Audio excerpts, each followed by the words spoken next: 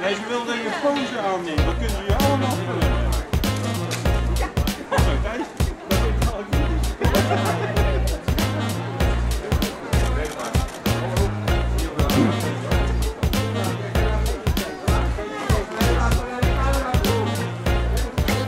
Ik ben gevormd in het mooie Limburg. Ik vind het prachtig daar, de natuur. Ik ben heel erg natuurmens.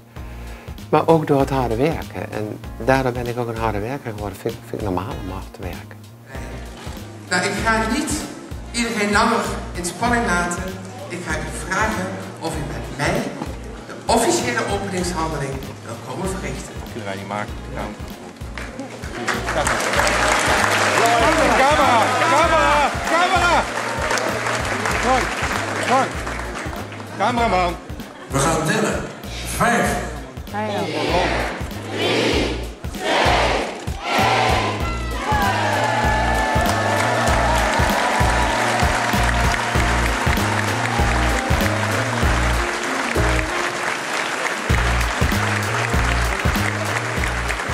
Ongeveer 600 kinderen per jaar krijgen kanker. Nou, van die 600 zijn er ongeveer 25% die nog een keer kanker terugkrijgen. En mensen die kanker gehad hebben, moeten hun hele leven gevolgd worden. Dus hoe kun je dat nou beter doen dan zorgen dat er één nationaal centrum komt, waar zowel de beste dokters werken als de beste wetenschappers. Nou, dat was heel erg ingewikkeld, want iedereen dacht, ik doe het toch goed hier in mijn eigen ziekenhuis, of ik doe het toch goed met mijn eigen projectje. Nee, nu we hier samen zijn, kan het allemaal accelereren en kunnen we het samen veel beter doen en hebben we ook veel beter en intensiever contact internationaal.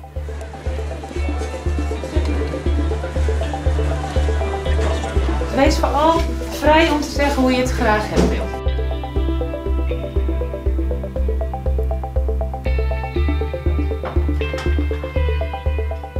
Ik weet niet zeker, maar volgens mij zijn dat de kankercellen of zo. Om zelf te weten wat je hebt is het interessant om naar te kijken. Want eerst wist ik nog helemaal niet wat ik had.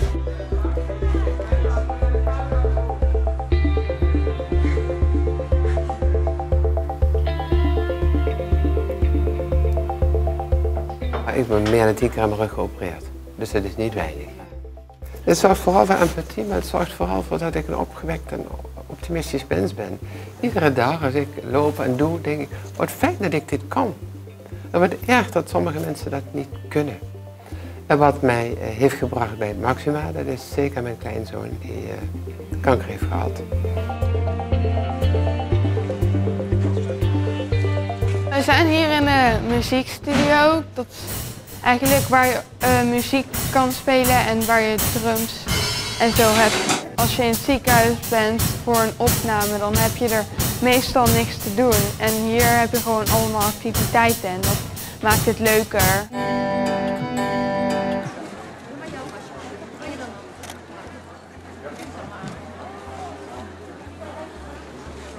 Het begint met 2 dingen. Je eigen overtuiging.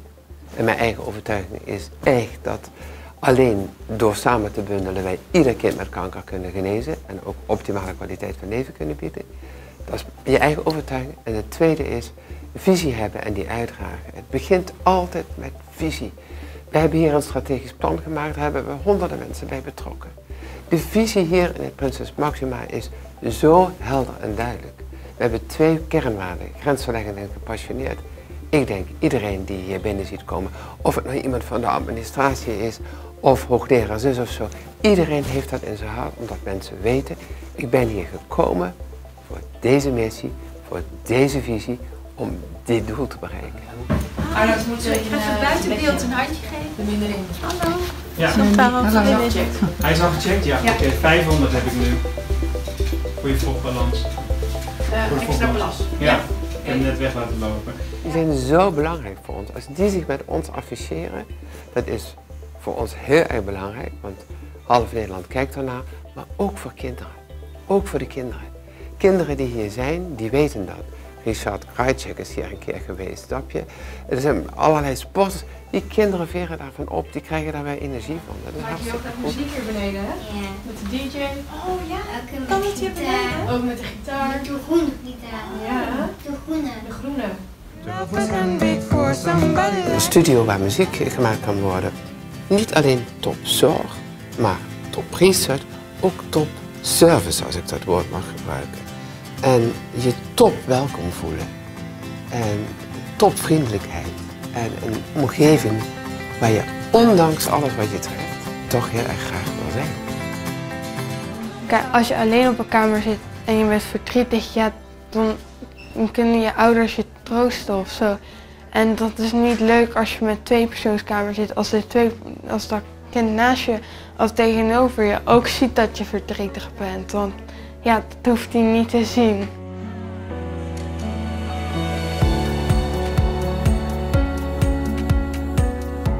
Altijd, wat wij steeds gedaan hebben, is het kind en de ouder in het midden. Dat is heel belangrijk. De inrichting van dit huis, het ziekenhuisdeel, is tot stand gekomen met inbreng van de ouders en de kinderen. Dat moet je diep in je hart hebben. En ik zou je zeggen, om dit te realiseren, die periode dat ik binnenkwam van mei 15 totdat wij open gingen, nou, dat was heel erg hard werken, want we moesten de banken meekrijgen, de zorgverzekeraars meekrijgen, de UMC's meekrijgen, iedereen meekrijgen. En er was heel veel weerstand en hakken in het zand. En het is ons toch gelukt. En weet je hoe dat kwam? Omdat we met een aantal mensen helemaal geloofden dat deze zorg, die zo bijzonder is voor deze kinderen, alleen maar goed kan worden als je hem bundelt. En dat je hem direct koppelt aan de wetenschap. Dit is de Tiener Lounge. Hier kan je gewoon lekker met deze luchtzakken zitten. Dames en heren, uw applaus voor onze koningin, de DJ Sunnery James en Ryan Marciano. Maan en natuurlijk alle kinderen voor kinderen!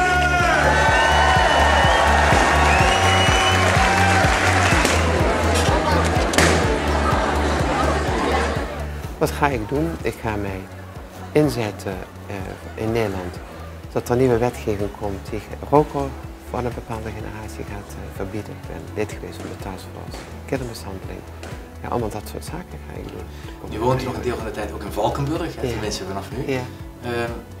Kunt u ook bellen om te kijken of u de ambities van de sociale agenda mee wil helpen verwezenlijken? Nou, dat zou je me zo wel kunnen bellen. Zeker. Want ik ga nu. U aan? Dat spreekt me zeker aan. En wat spreekt me daaraan aan?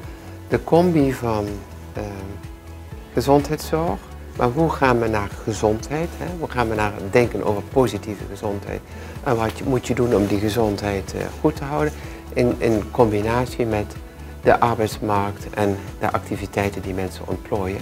Maar ook zeg maar, de omgeving van mensen, dus het inkomen wat mensen hebben enzovoort. Dat totaalpakket. Ik heb nu al heel veel behandelingen gehad, maar ik hoop wel dat ik nooit meer in het ziekenhuis terug hoef te komen. Dat je gewoon beter kan blijven.